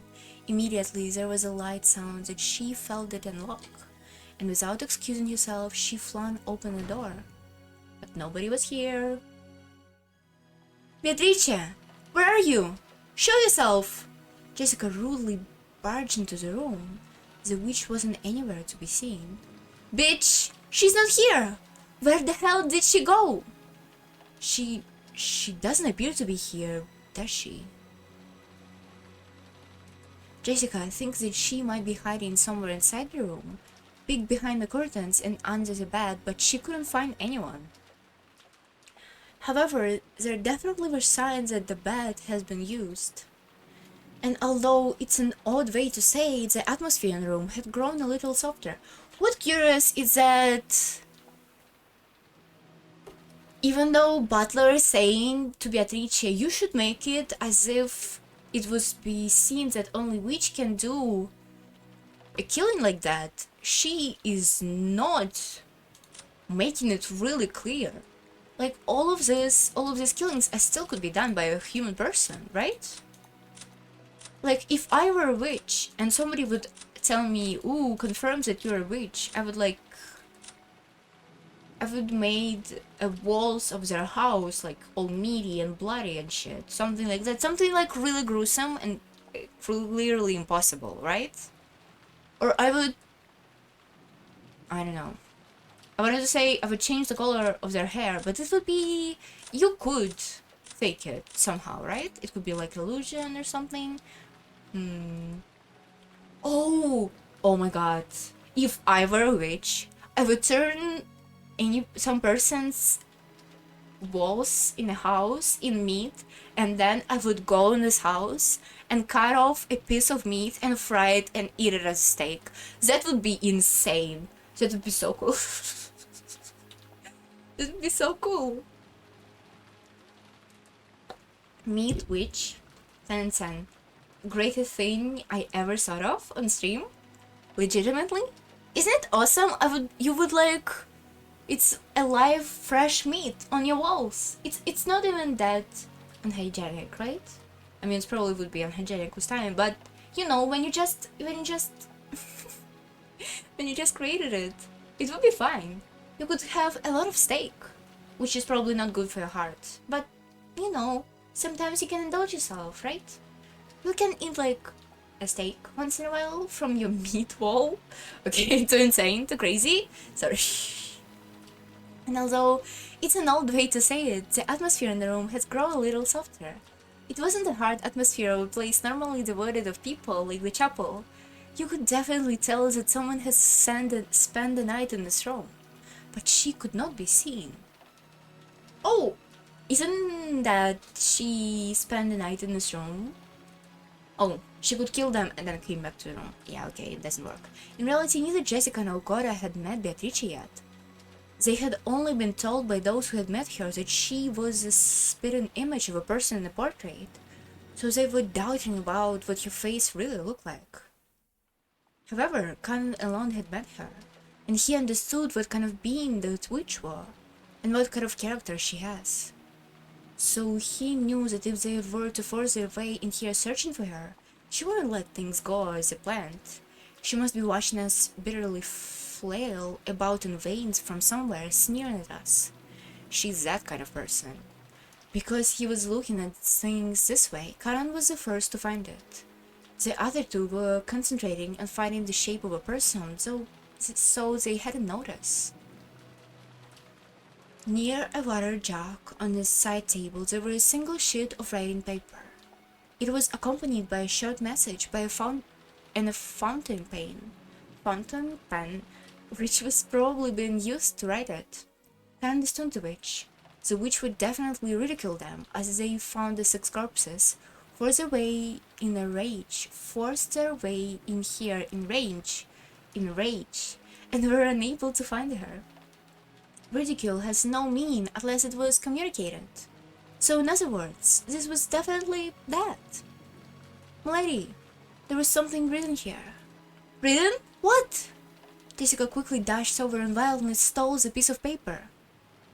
She probably hasn't tried to be violent. She just couldn't control her strength now. What? She's mocking me? As soon as she read the message, Jessica went into wild rage, crumpled the paper up and threw it.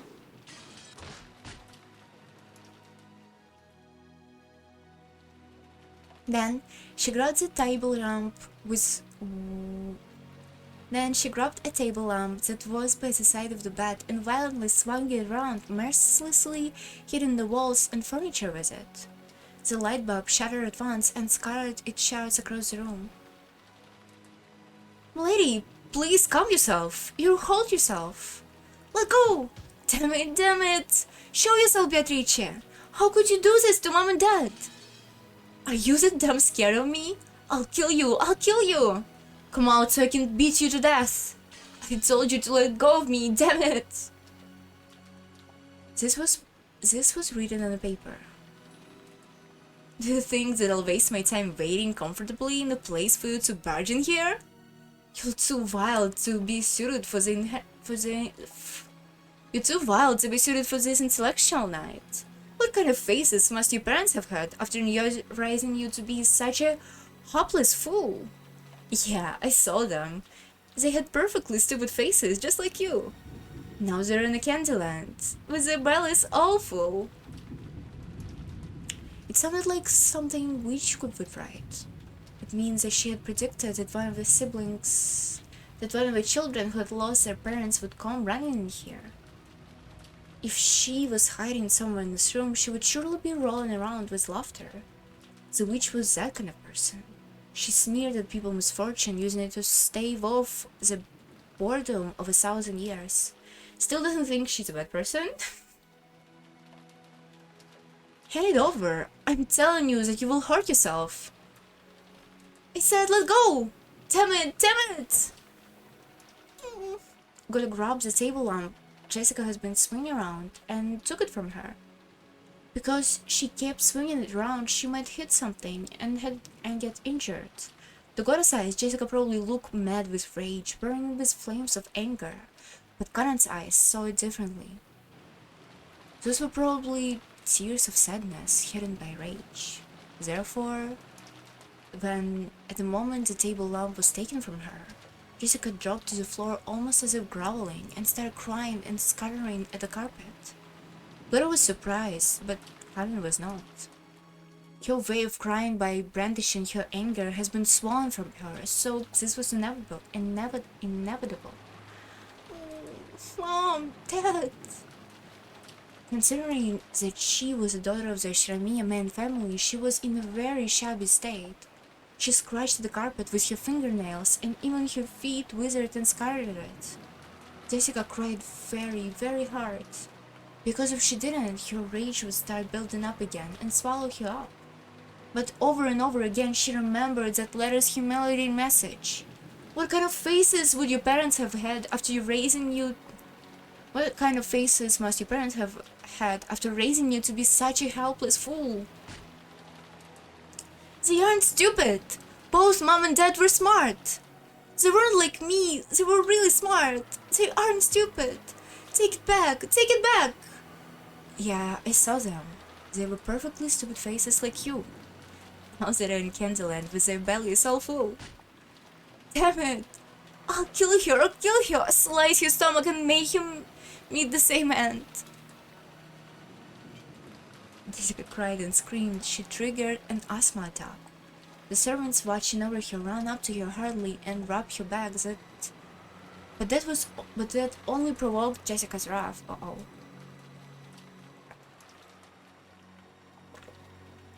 The hell? If you have time to do that, search for this bitch! Find her and bring her to me! If you want, then I will! I'll kill her with my own hands. I slice her stomach. Don't touch me. Fucker. Fucker. Jessica got up unsteadily, and as her asthma continued, she went out into the hallway. Milady, your medicine, quickly! I will call Dr. Nanja. Corazon, would you leave this to me? Karen had noticed. Cora, who was much older, probably couldn't feel the tears in Jessica's heart. Karen, who had noticed that himself, had to support her. Kanan-san, is that alright? There is a spider crawling up my wall. Okay. Oh, spiders, spiders, spiders. I'm killing a lot of spiders these days, actually. Kinda creepy.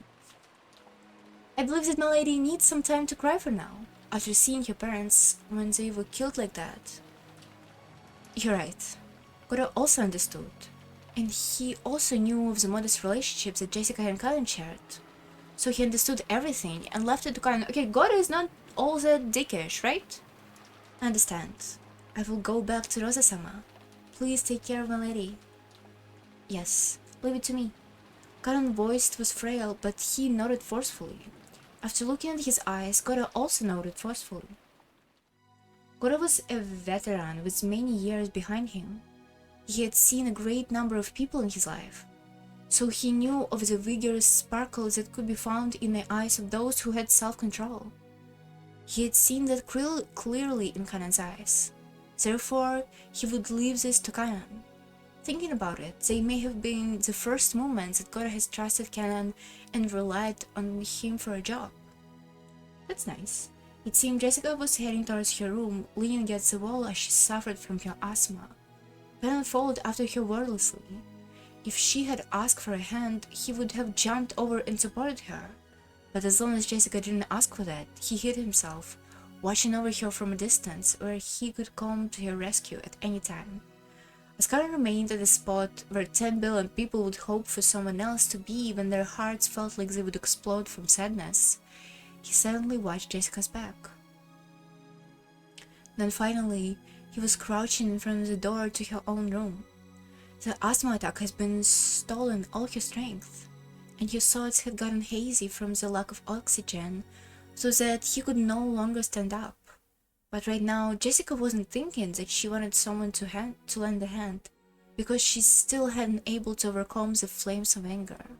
Because even if someone had offered her a hand with good intentions right now, Jessica would start wanting to grab it and lacerate it. And she understood how unreasonable that would be. I'm so sorry. I suck today. Until she could overcome the flames of her anger, she definitely wouldn't ask for help. Probably Jessica no longer... Probably Jessica no longer even had the willpower to call for help.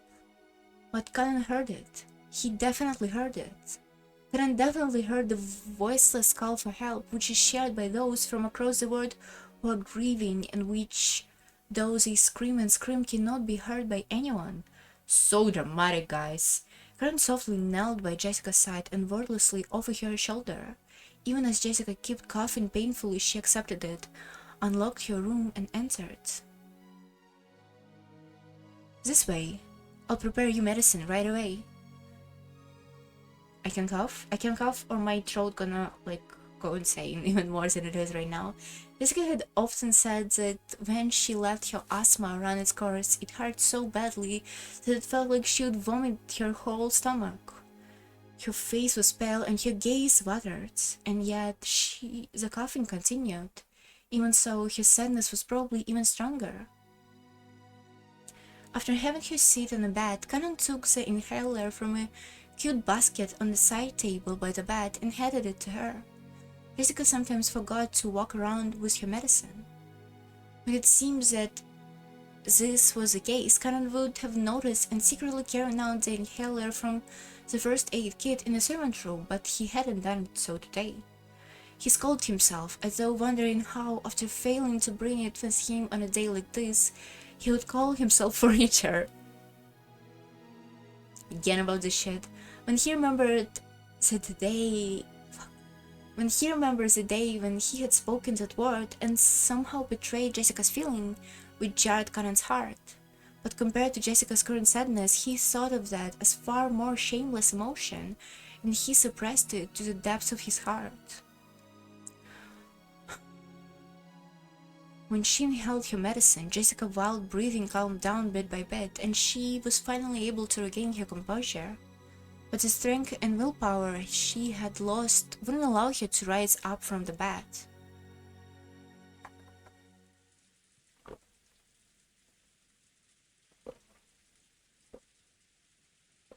Really loud, I'm sorry.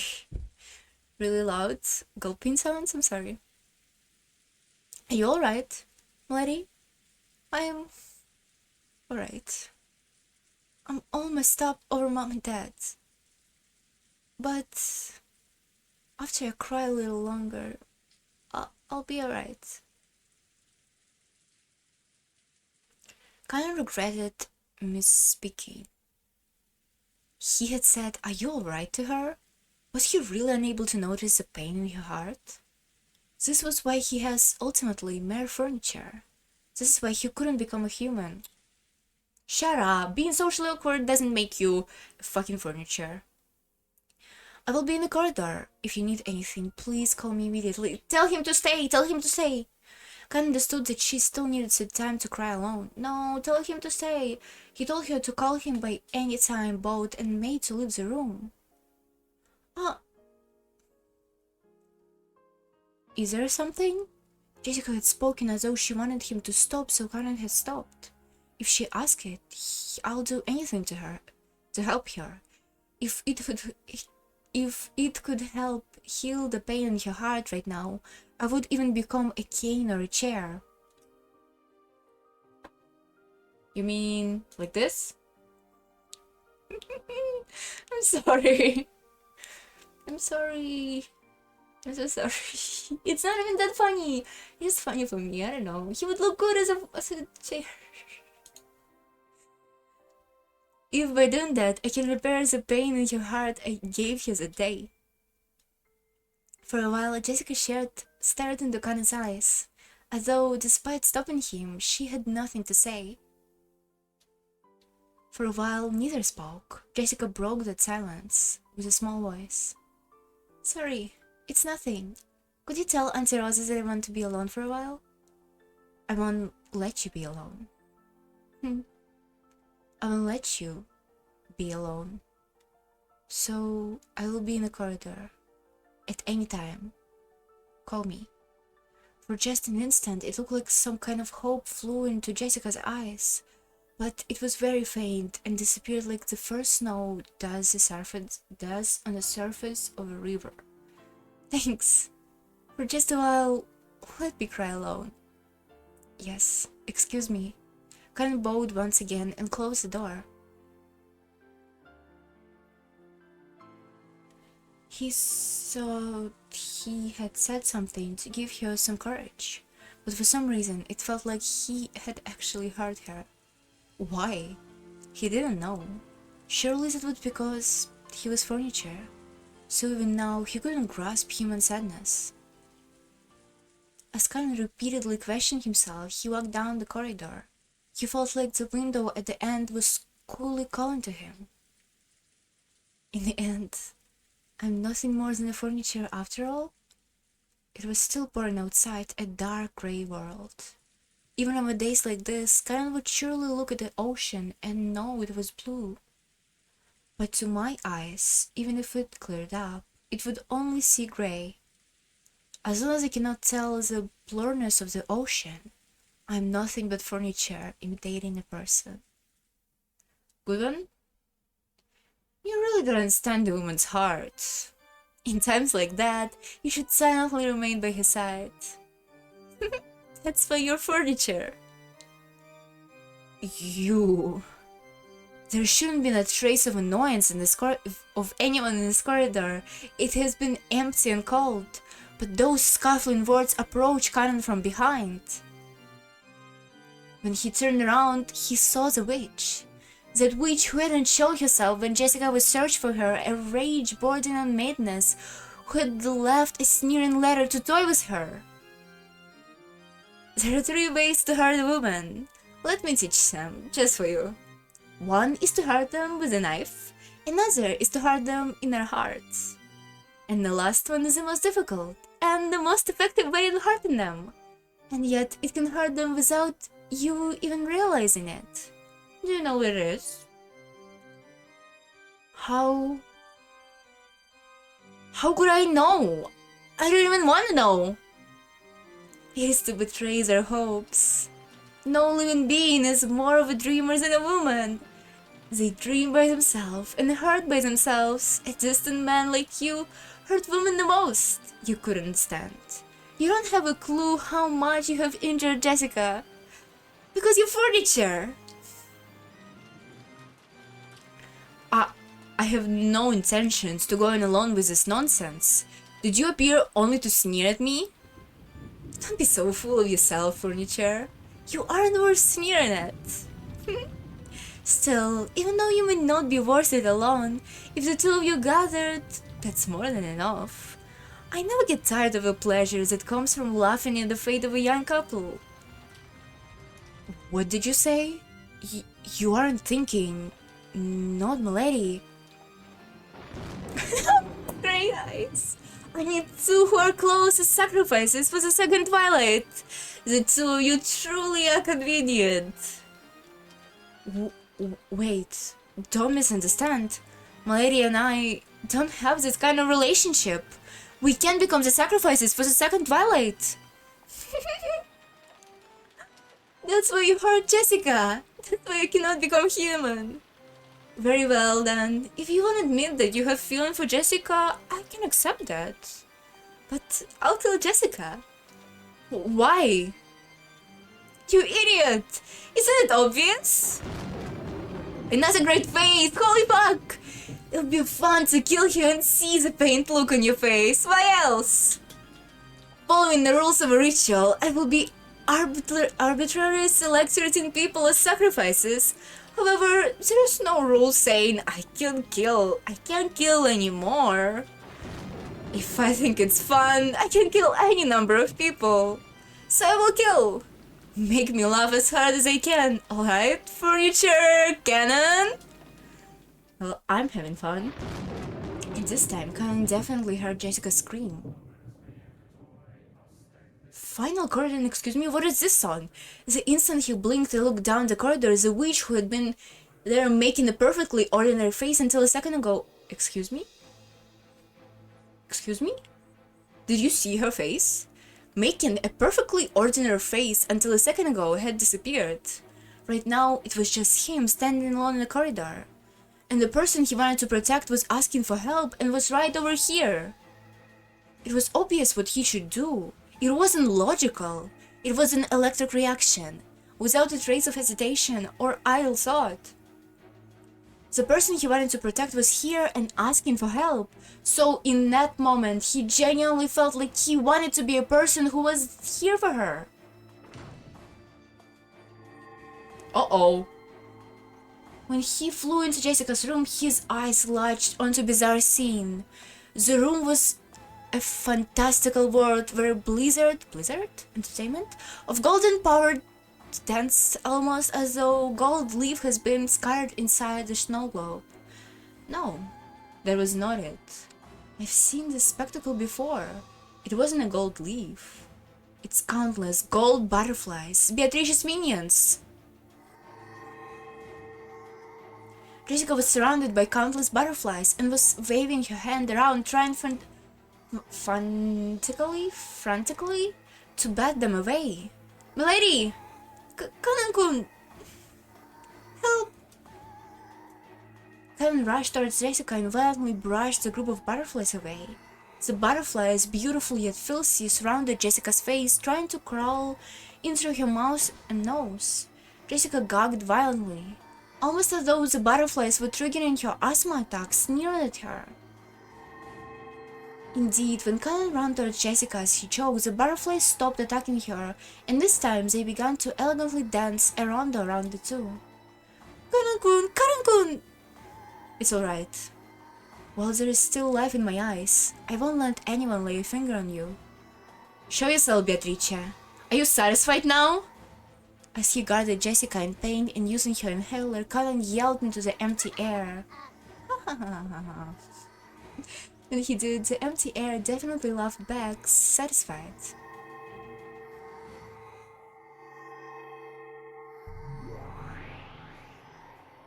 Oh, she's witch's elf. She's so pretty. Then she showed herself. It wasn't in response to Kanan's demand. It was obviously because appearing and sneering humiliated them even more and was more fun. Not everything follows a plot. Now you are the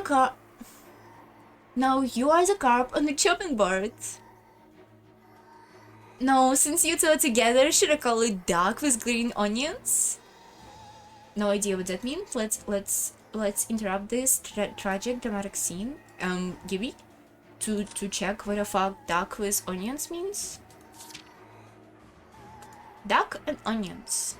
Duck and green onions are the primary ingredients for the duck stew, and this gives rise of a Japanese phrase, a duck comes bearing green onions, in which duck approaches carrying its own seasoning, ready to be eaten. This metaphorically refers to a situation where a series of lucky coincidences benefits you without any effort, or alternatively, where a naive person bringing you what you want while unaware of the disadvantage on themselves. What? Perhaps because of this, a mark or a sucker in terms of scums? In terms of scums, it often called a duck in Japanese. have no idea what any sentence in this paragraphs were meant. Okay. You, Beatrice! Please stand back. I'll protect you, milady. It's essential that the witch appears when the princess and the knight are together. Come now, won't you show me how much power Kinza's furniture holds?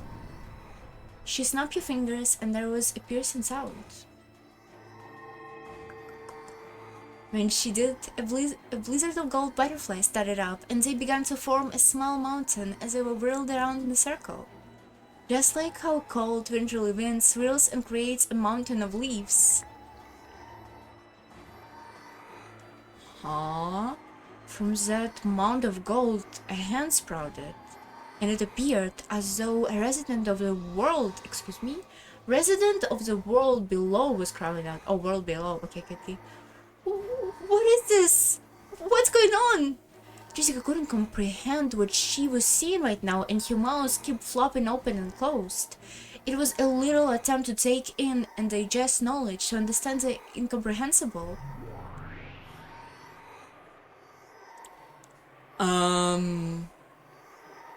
Well, hello?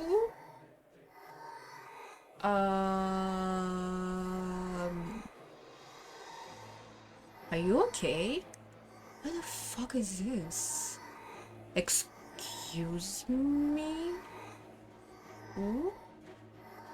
What witch was crawling up was probably an attendant serving the witch.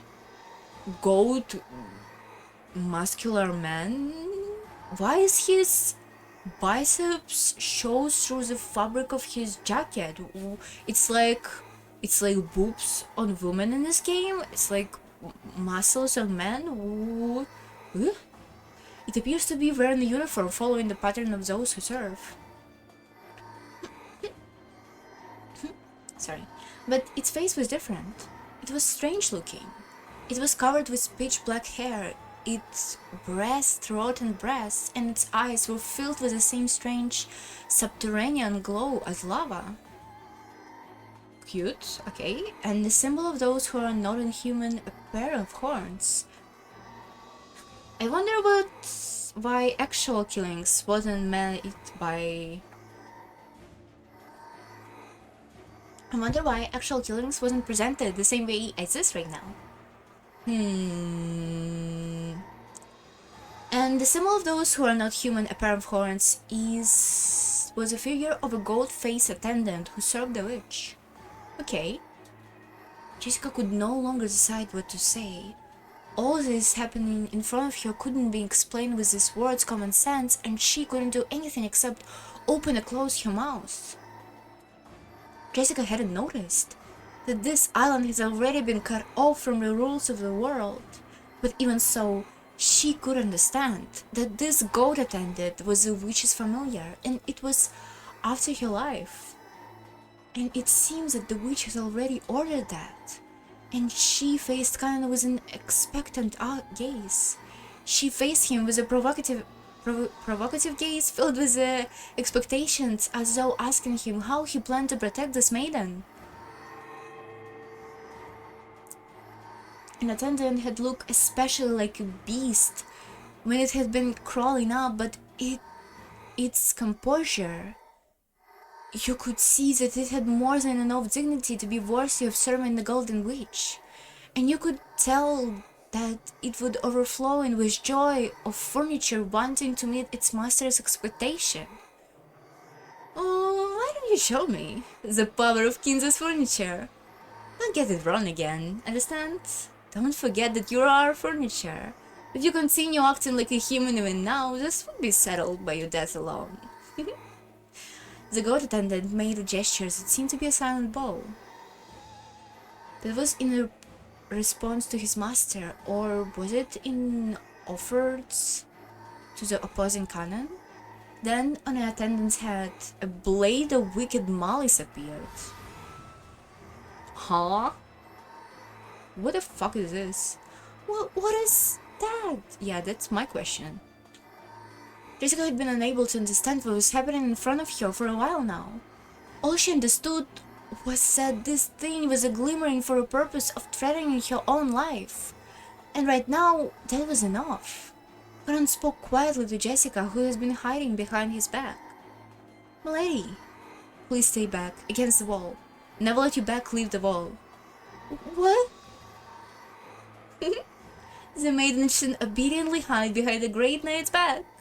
Relish to the full of pleasure of having a man protect your own life. "Come, Kanan, show me your blade."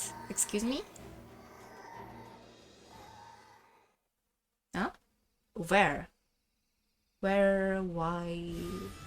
Huh? What? Huh? Eh? Eh? Eh? Eh? What is this song? Beautiful! At least when it comes to giving birth to furniture, Kinzo might reach up to my feet. Huh? What? I'm so confused. What? What are you talking about?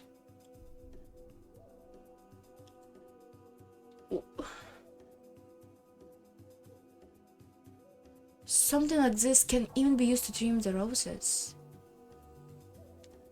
Kanan-kun, what is... I didn't want to show you. Huh? So you had the courage to draw your blade. How does it feel to have exposed the fact that you are a subhuman being in front of a girl that you have feelings for? Shut up. So you feigned composure when you thought you were really burning with wrath? I see. They say the truly hot flame burn a cold blue. Is this how you are now? There's no way I can kill you with my powers. You are the moon. There's no way I can smash the moon by throwing a rock. Like Rani the witch? However, in order to manifest yourself, you had to reflect your image on the surface of a water. If you throw a rock on the surface of a water, you might be able to disturb the moon for some time. But it doesn't mean the moon was being smashed. So... until this life of mine is over, I'll keep striking your reflection. I like it, Kanan. Begin, furniture. Bye. What? Is Kanan actually a piece of chair? Ooh. Why the fuck? He's jumping. Uh-oh. I thought you fucked off. Why are you still here? Huh.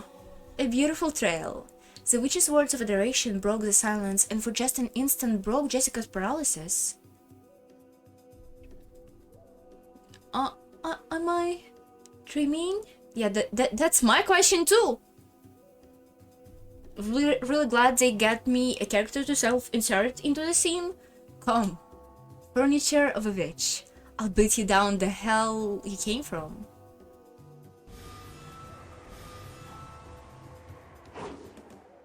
He's angry. Uh-oh. So... who else has magic then? What even is this? Why the fuck there's Catholic chapel in their backyard if Kinzo supposedly like gives souls to chairs and make them a human who can fight with magical sword? What? The stain of red remains on Kalen's cheek. The witch saw this and grinned broadly. You may mutter excuses about how about not being on your game if you wish.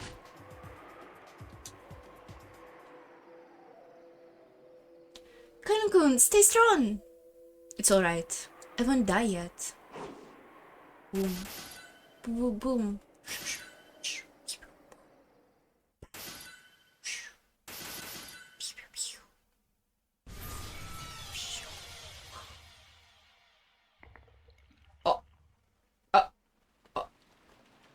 Uh-oh.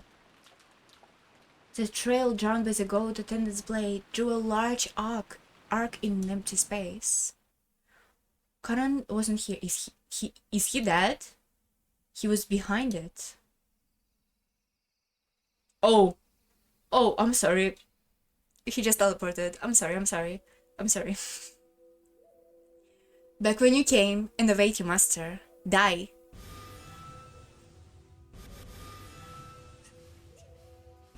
Okay, they have like laser swords fight now. Okay. Star Wars match. It's a battle of drawing sparkle trails with what? It's a battle of drawing sparkling trails with chess. Then cannon coming from behind with check. And press and press and press and press. The mate is 7 in 7. Had the goat attendant not even been given the right to go into death doors? As its knees buckled and it fell over, it crumbled softly into a bunch of gold butterflies. Is he fallen, Beatrice? Oh no, he crumbled into... He became a bunch of butterflies, yeah. So there was no sound of it here in the ground.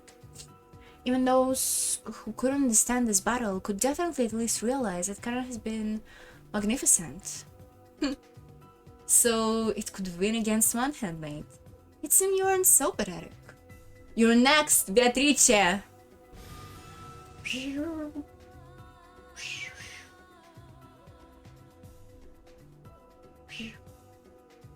Blade sliced diagonally through the witch's form like a hot knife through butter, and in that instant she burst into gold and scattered. She scattered into several thousand gold butterflies, and just for an instant the room was filled with the color of twilight. It was just as Karan himself had said. Attempting to slice Beatrice is just the same as slicing the surface of the water where the moon was reflected. The witch's form was here, with an ordinary expression on her face, as though she had been here the whole time, behind Karan. It was quite an interesting story. Indifference to that. Difference? Yeah, it is different. I was going to let you get away, but now your rudeness has caused me to change my mind. Don't lie. I won't let you kill my lady. Even if it's impossible, I won't let you kill her before me. You can't even do much. Speak not, furniture. Oh, such a good face. She's like this character from Cuphead. You know? The devil? Oh, she is like devil from Cuphead, isn't she? She kind of looks like him now. Be silent, furniture. Know your place, furniture. Kanan-kun isn't furniture. Huh. Immediate change of face. And why do you say that? I don't need a reason. Kanan-kun is Kanan-kun. No, his real name is different, but the name doesn't make him a furniture. Karan-kun has his own way of living. There's a very noble thing, and it's up to him to decide. Saying he can't have an opinion because he's a furniture, or can't have his own life because he's a furniture, it's all just a crap. Milady, you mustn't provoke her. No, I'm gonna say this clearly. Karan-kun isn't furniture. He's human. Is he? Why? Karan-kun rushed to save me in his own will, and he stood in the path of you, a fearsome witch. Even though he had many chances to just abandon me, he didn't. Self-sacrifice is part of the noble spirits that only humans have. So Karan-kun is a human. So take it back. Don't even call Karan-kun furniture again. Milady.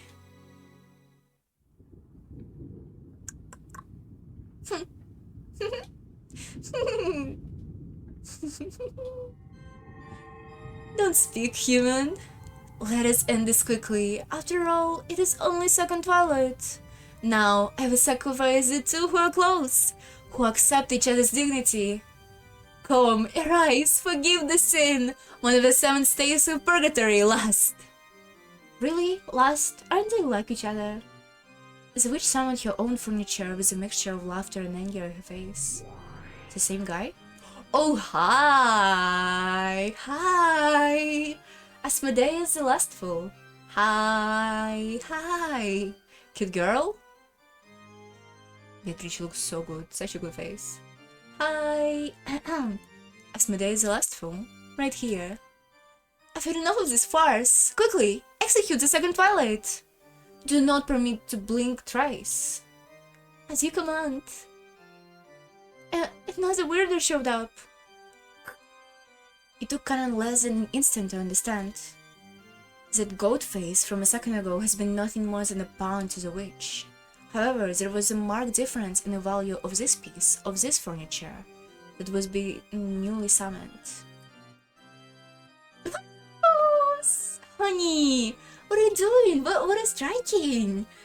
You like Slay? How lucky I am to be granted such a gorgeous prey. Are you scared? How cute. Come, furniture of the witch. I won't be killed by you. You're acting pretty smart for a slowpoke who can't even follow my moves. Here, I come. Hey, where do you want it? Where do you want me to pierce you? Answer me, cutie boy. Whatever you want, I'll run you through my heart. I'll run you through heart. Come on, answer me, cutie. Don't call me cute. Same voice. Here I come, slowpoke. Come on, try to follow me, you blind idiot. Good sound.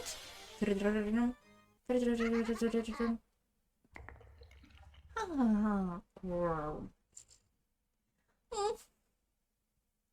Lady! Good one. I couldn't follow it with my eyes, but my guess was spot on. Serves you right. Karan back had been the target, but Jessica had predicted it. She had predicted that the sneering witch target would be the complete opposite of fair and honest, his back. But she had no way to block it, and she had no aspiration to martyrdom. She simply thought that there was no way other than this to protect Karen's back, so she could do nothing but block it with her own back. The furniture of the witch, which had changed form into a demon stake, was stuck deep into Jessica's back. There was an obviously fatal wound that reached as far as her lungs. Are we seeing this through Butler's perspective? Oh, she's blushing. When she saw this, the witch let out a loud, evil laugh, because it had hit where the witch had predicted. Everything was as the witch has predicted. What's wrong, Canon? I thought my Lady Jessica wasn't going to be killed before you. Yes, that's it. That face, that look on your face is what I wanted to see. That has been fun, more than enough for me. Enough now, die, make me laugh. Come, arise, forgive the sin. Out of the 7 stakes of purgatory, wrath, another Greek girl? Let's go! Satan the wrathful. Right here. The prey is yours.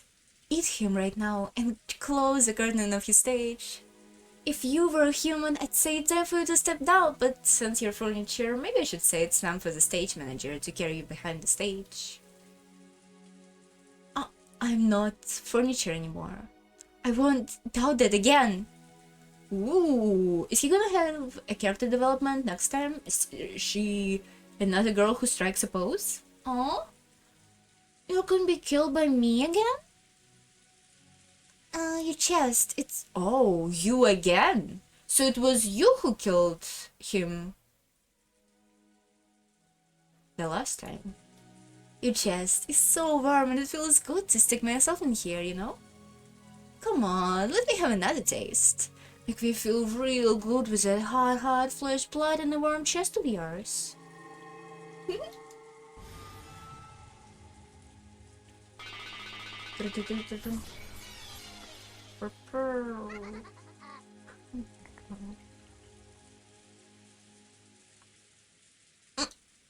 There was no way to block it.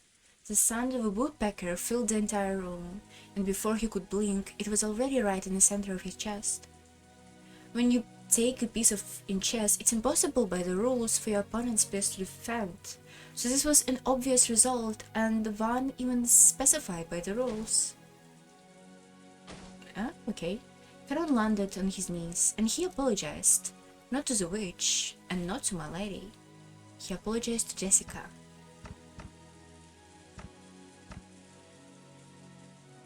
Sorry, I couldn't protect you. Don't worry about it. You were really cool. Caron finally fell over. He landed next to Jessica, and the two lay here like Gemini. Gemini? Gemini? You know, Canon-kun, you aren't furniture anymore. Yes, I was too late. I'm realizing that. I wanted to ask you, will you go out with me? Will you be my boyfriend? Would you Oh, she's good. She's not like me. She's nice. What your real name was? My real name is... Tell me? Come on! At right this moment, Karen wanted to tell you his real name, but Jessica had already fallen into a sleep from which she should never wake. So Karen's real name, which he had protected until today, in the end, he couldn't tell it to Jessica. I became human. Those words are last words Karen left behind. That's it? Don't make me laugh, furniture! Even after 100 years, furniture is furniture! Have you even heard of India who dig a grave for furniture when they'll throw it away? You smash furniture to pieces and make a firewood, so all that's left in ashes. It's not true, they actually leave furniture in the side of a road? That's a good etiquette? That's how it is. No tombstone can be great for furniture. It seems you believe that when you die you cannot receive any more humiliation, but that's naive, you see. I'll teach you what it really means to disgrace to that. After taking a puff from your pipe, based, the witch breathed the smoke at Canon's corpse. Actually, you really need to go, like, really soon. When she did, Canon's corpse softly floated up in the air and disappeared as though it had been eaten by a mouse in empty space. The witches played dirty until the very end. The two who had understood one another in the last moments, she would not even permit their corpses to be close. If someone has been watching, they would probably mourn that this was indeed a disgrace to the dead. However, Beatrice was far, far crueler, still thinks she's really nice, and she actually does it for great reasons. That would become immediately apparent. Okay, good place to end. I really need to go. Thank you very much if you watched. I don't know when I'll be back. Probably on this week. New rule. I got new rule, I got a do do do do. Bye. I'm sorry.